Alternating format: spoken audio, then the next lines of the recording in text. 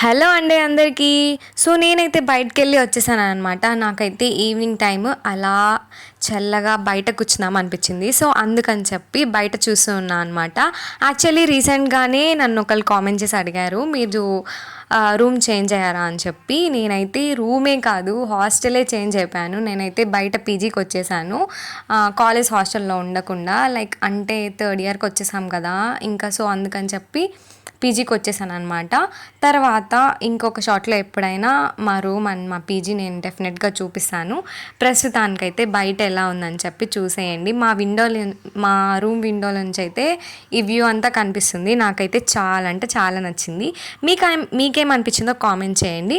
And నా outfit మీకెలా అనిపించింది ఈరోజు అది కూడా కామెంట్ చేసేయండి.